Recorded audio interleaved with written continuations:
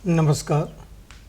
जैसा कि आप जानते हैं, हमारे समाज में कई तरह की कुरीतियाँ, कुप्रथाएं प्रचलित रही हैं और आज भी वो कमोबेश बहुत से क्षेत्रों में चल रही हैं। समय समय पर कुछ महापुरुष आए जिन्होंने आंदोलन चला करके उनके बारे में लोगों को जागरूक किया।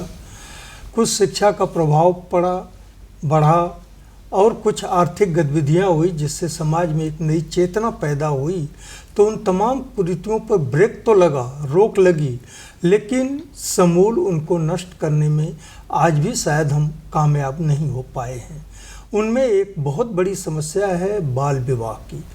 बाल विवाह को लेकर के प्रायः हम अखबारों में, मीडिया में पढ़ते हैं, देखते हैं, सुनते हैं कि कुछ गड़बड़ियाँ हो रही हैं और उसके क्या सामाजिक दुष्प्रभाव होते हैं, क्या उससे विकृतियाँ फैलती हैं।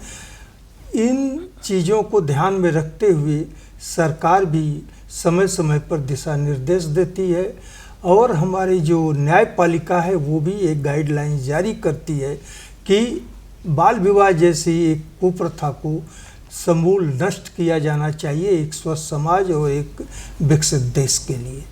तो इन्हीं चंद मुद्दों पर बातचीत करने के लिए आज हमारे साथ हैं सारिका दुबे, जो पेशे से अधिवक्ता हैं, सामाजिक कार्यों से जुड़ी हैं और एक स्वयंसेवी संस्था का संचालन भी करती हैं। तो सारिका जी, आपका स्वागत है हमारे इस कार्यक्रम में। और सबसे पहले हम ये जानना चाहेंगे कि ये जो बाल विवाह एक प्रॉब्लम, एक समस्या है हमारे समाज में, उसके सामाजिक और आर्थिक कारण क्या है? कौन से फैक्टर्स हैं जो लोगों को प्रेरित करते हैं कि हम उस परंपरा से बाहर ना आएं, और उसके लिए कौन से मुख्य बिंदु आप उल्लेखित करेंगे जिनको जिम्मेदार माना जा सकता है? सबसे पहले तो नमस्कार, मुझे यहाँ पे आमंत्रित करने के लिए। अगर बाल विवाह जो अभी भी निरंतर चलती आ रही है, उसके पीछे जो सामाजिक कारण क्या है उसके विषय में अगर बात करें तो सबसे पहले तो शिक्षा का अभाव जो है, क्योंकि शिक्षा, अगर व्यक्ति जब शिक्षित होता है तो उसे जानकारी होती है कि उसे क्या करना है, क्या नहीं करना है और क्या उचित है। एक बच्ची के लिए या एक बालक के लिए, एक बालिका के लिए क्या उचित उम्र है, क्या समय है, बायोलॉजिकल वो कब प्रिपेयर होते हैं विवाह के लिए, ये उनको जानकारी ही नहीं है। तो कहीं ना कहीं शिक्षा का अभाव एक बहुत बड़ा कारण है। दूसरा कारण है दहेज प्रथा। अब लगता है माता पिता को, अगर हमारी बेटियां हैं और अगर वो ज़्यादा बड़ी हो जाएंगी, वो ज़्यादा पढ़ लेंगी, या जब हम थोड़ा देर से विवाह करेंगे तो हमें दहेज ज़्यादा देना पड़ेगा। कम उम्र में अगर हम विवाह करते हैं तो कम पैसे में विवाह निपट जाएगा। ये एक बड़ा कारण है, जो कि दहेज प्रथा खुद अपने आप में एक कुप्रथा है। दूसरा कारण है गरीबी। जो गरीब माता पिता हैं उन्हें अपने परिवार को चलाने में बड़ी समस्या होती है। अब उन्हें क्या लगता है कि अगर बच्चे ज़्यादा हैं हमारे घर में तो हम खर्च वो निर्वहन नहीं कर पा रहे हैं, तो क्यों ना हम इन्हें जल्दी से विवाह करके विदा कर दें।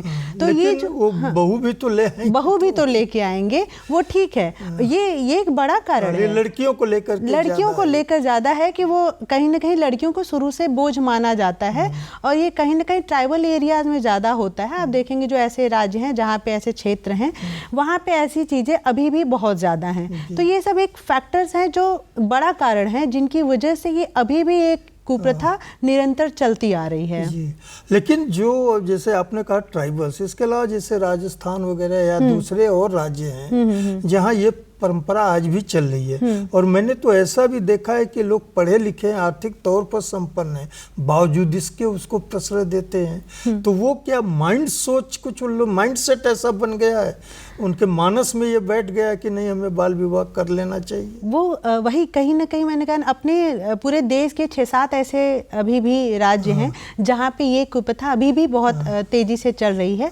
लेकिन जब सरकार ने इसके खिलाफ कार्रवाई करनी शुरू की, कानून बनाए, तो उसमें भारी गिरावट भी आई है। और अगर अभी भी वो करते आ रहे हैं तो कहीं ना कहीं वो परंपरा जो चलता रहा, कोई ना कोई कार्य समाप्त होने में समय लगता है। और जिस क्षेत्र में ये अगर एक बड़ी मात्रा में हो रहा है, बड़ी संख्या में हो रहा है, तो वो धीरे उसमें कमी कहीं ना कहीं आई है। और वो वही सबसे बड़ा कारण है दहेज। हम आप भी कहीं ना कहीं ये सोचते हैं कि अगर बच्ची ज्यादा पढ़ेगी तो उसी के हिसाब से हमें लड़का ढूंढना पड़ेगा, तो दहेज भी ज्यादा देना पड़ेगा। कम उम्र में विवाह करते हैं तो दहेज कम लगता है। तो ये जो दहेज का एक बड़ा फैक्ट है, जो माता पिता के ऊपर एक जो बड़ी जिम्मेदारी होती है बेटी का विवाह करने का, ये एक बड़ा कारण है कि वो बाल विवाह को अभी भी समझते हैं कि हाँ, अभी भी उसको वो सपोर्ट करते हैं। तो जैसे आपने कहा सरकार कार्रवाई कर रही है, तो इसके जो विधायी प्रावधान है जी, न्यायिक प्रावधान है, तमाम एक्ट पास किए गए हैं,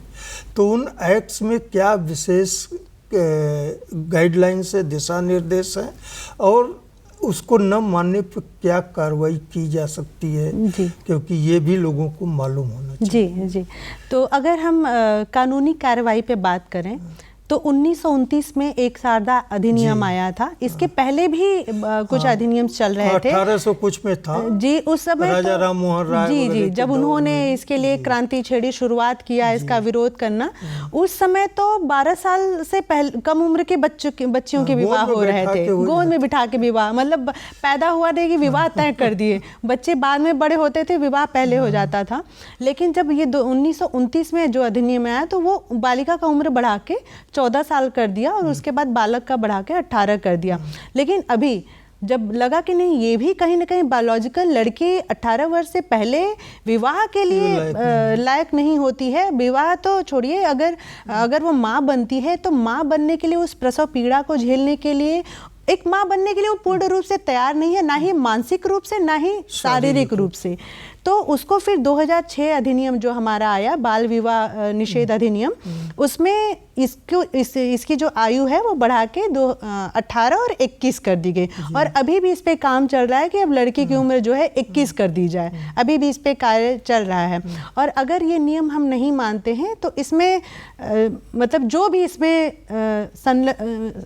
शामिल लोग, जो भी शामिल लोग हैं, चाहे परिवार के हो गए, आस पड़ोस रिश्तेदार हो गए, उनको 2 साल की सजा है और 1 लाख रुपए तक का जुर्माना है। और ये उनके लिए जो सजा है वो नॉन बेलेबल वारंट है। अच्छा। नॉन बेलेबल ऑफेंस है ये। मतलब कि और उनको अगर गिरफ्तार करना है तो मजिस्ट्रेट की अनुमति लेने की भी आवश्यकता नहीं है। तो कहीं ना कहीं कानून को और कड़ा बनाया गया, सख्त बनाया गया कि लोग इसके प्रति डर से थोड़ा जागरूक हों। इसके लिए जिलों में, जनपदों में अधिकारियों को नियुक्त किया गया जो विशेष रूप से इसी पर कार्य करते हैं। जन जागरूकता अभियान चलाए गए। सरकार इसके पीछे तमाम कार्य कर रहे हैं, ज़्यादा से ज़्यादा। कई, चाहे वो शिक्षा के लिए हो गया, बेटी बचाओ बेटी पढ़ाओ को, हाँ, बेटियों को स्वावलंबी बनाने के लिए, उनकी स्किल को बढ़ाने के लिए वो कई सारे योजनाएं लेके आ रहे हैं, उनकी शिक्षा को मुफ्त कर रहे हैं। ऐसी बहुत सारी योजनाएं हैं जिससे माता पिता को लगे कि बेटी बोझ नहीं है। अब आप देख रहे हैं 12 तक का निःशुल्क शिक्षा दिया जा रहा है। खाना, ग्रेजुएशन को भी शायद कर दिया है। हाँ, ग्रेजुएशन में भी हाँ, अब स्कॉलरशिप मिलने लगे हैं। शिक्षा से लेके किताब कॉपी, यहाँ तक कि खाना भी वो दे रहे हैं कि आप सिर्फ बच्चों को पढ़ाइए। तो सरकार तो अपनी तरफ से पूरी कोशिश कर ही रही है, जागरूकता अभियान भी चला रही है, पोर्टल पे लोगों को अवेयरनेस के लिए डेटा भी दे रही है, वेबसाइट भी लॉन्च किया है कि ज़्यादा से ज़्यादा लोग जागरूक हो और बच्चियों को स्वावलंबी बनाएं ताकि वो आत्मनिर्भर हो और देश की आर्थिक स्थिति को बढ़ाने में अपना सहयोग दें। जी नहीं, आपने कहा कि सरकार ये कर रही है, तो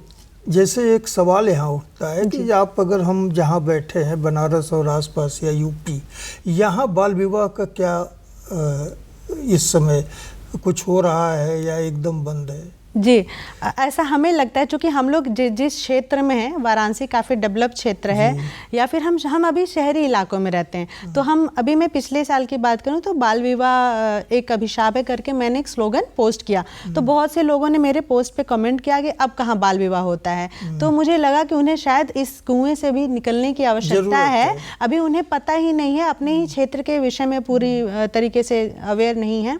मैं अगर वाराणसी की बात करूं या चंदौली की बात करूं तो अभी हम मिर्जापुर भी है, मिर्जापुर भी, अपने जो अगल बगल के क्षेत्र हैं, अभी हमारा साल पूरा हुआ नहीं है और सरकार के द्वारा जनपदों में, प्रत्येक जनपदों में 5 से 10 शादियों को रोका जा चुका है। मतलब कि जो उनको सूचना प्राप्त होता है, बहुत सारी शादियों का तो सूचना भी अंदर अगर मंदिर में हो गया तो कहाँ पता चला, दबंग लोग हैं, कुछ दबाव है, तो पता ही नहीं चलता क्योंकि कोई सामने नहीं आता है। तो ऐसी भी चीज़ें हैं। तो अभी भी विवाह हो रहा है और सरकार इस पे काम कर रही है और अभी भी रोका जा रहा है। एक घटना ऐसा भी है कि जब प्रशासन पहुंची विवाह रोकने के लिए तो पूरा गांव उनको मारने के लिए तैयार हो गया, एकजुट हो गया, पत्थरबाजी होने लगी, डंडे चलने लगे।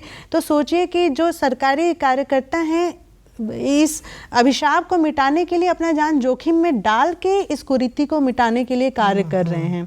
तो कहीं ना कहीं ये अप्रिशिएट तो करने वाली बात है। वो तो उनके पक्ष से अप्रिशिएट करने लायक है, लेकिन आपने कहा कि गांव पूरा एकजुट हो गया, उनके खिलाफ हो गया।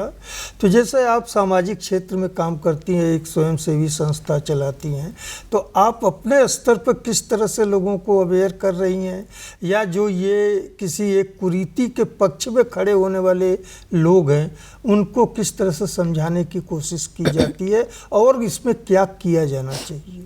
देखिए, लोग एकजुट क्यों हो गए, सबसे बड़ा कारण क्या है? एक तो लोगों में ये है कि यार ये तो प्रतिष्ठा की बात है, ऐसे कैसे कोई आके विवाह रोक देगा।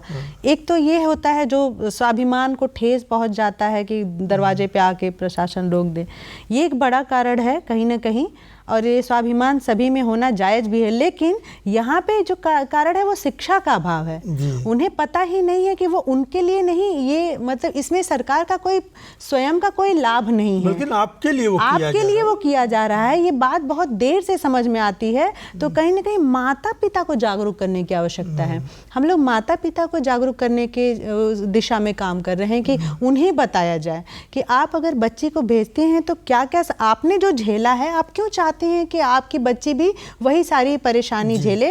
और कहीं ना कहीं ये एक बड़ा कारण है जिसकी वजह से प्रसव के दौरान बच्चियों के मृत्यु दर बहुत ज्यादा थी। बच्चे दोनों खतरे में और बच्चा भी कुपोषित पैदा होता है। माँ के अंदर चूंकि आप बायोलॉजिकली उस तरीके से तैयार ही नहीं है और एक बच्चा आपके शरीर से सारे न्यूट्रिशंस खींच लेता है, तो आप ऑलरेडी कुपोषित हो जाती हैं और बच्चा भी कुपोषित होता है। आप उसको एक स्वस्थ बच्चा जन्म देने के लिए आप तैयार ही नहीं है। तो माता पिता को जागरूक करना इसके लिए बहुत ज़रूरी है और कहीं ना कहीं क्षेत्र में हम लोग काम भी कर रहे हैं। हाँ, तो कुछ सफलता मिल रही है उसे इस काम का, या अभी भी जूझना पड़ रहा है? सफलता देखिए, हर जैसे गिलहरी योगदान है, कोई भी कार्य एक दिन में संभव नहीं होता, तो थोड़ा थोड़ा करके ही। जैसे अब जब हम लोगों ने ये अभियान के लिए जब हमने डाला पोस्टर, तो लोगों ने कहा ना कि अब कहाँ हो रहा है, मतलब कि वो क्षेत्र अवेयर हो चुका है, उस क्षेत्र को जानकारी है कि ये चीज़ गलत है। कहीं ना कहीं हम लोगों ने भी अपने घर परिवार में देखा होगा, अगर हम अपने पीढ़ियों में जाएं पीछे, तो हमारे घर परिवार में भी ये चीज रही होगी,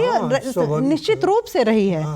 और कहीं ना कहीं अब तो वो अवेयर हुए हैं, तब तो हम ये बात आज यहाँ पे खुले मंच पे कह पा रहे हैं। तो अगर ये जैसे ऐसे कुछ परिवार अवेयर हुए हैं, तो आगे जाके अब ऐसे ही कुछ लोग जब आगे जाके बताएंगे और लोगों को अवेयर करेंगे, तो निश्चित रूप से एक दिन क्रांति आएगी। और सरकार का जो विजन है 2030 तक, इसको बाल विवाह मुक्त भारत बनाने का और विकसित भारत की दिशा में जो एक इनका उद्देश्य और विजन है, उसी क्षेत्र में ये कार्य हो रहा है। और सरकार का उद्देश्य तभी पूरा होगा जब लोग उसमें भागीदारी करेंगे। बिल्कुल बिल्कुल। तो भागीदारी के लिए बढ़ावा देने के लिए क्या किया जाना चाहिए और आपको क्या लगता है, संक्षेप में बताइए, क्योंकि प्रोड्यूसर ने संकेत कर दिया है कि समय समाप्त हो रहा है। भागीदारी बढ़ाने के लिए सबसे ज़्यादा जो मैंने कहा कि शिक्षा ही एक ऐसा कुंजी है जो सारी कुरीतियों को, सारे अंधविश्वास को, सारी कुप्रथाओं को मिटा सकता है।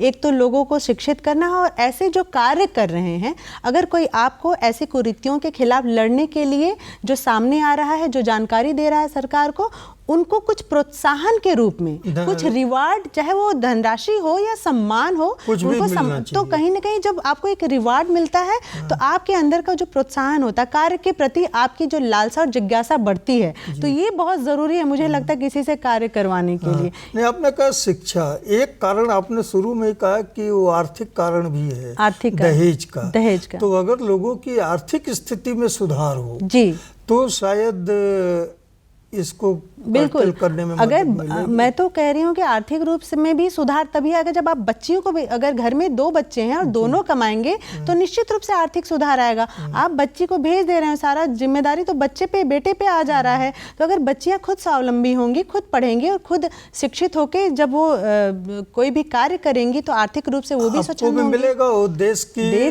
प्रगति में अपनी भूमिका वो बिल्कुल, जो आधी आबादी की। बिल्कुल बिल्कुल जी। बिल्कुल। तो सारिका जी, आप हमारे स्टूडियो में आई और बाल विवाह मुक्त अभियान पर आपने अच्छी बातचीत की, इसके लिए आपका बहुत बहुत धन्यवाद। नमस्कार। धन्यवाद, नमस्कार।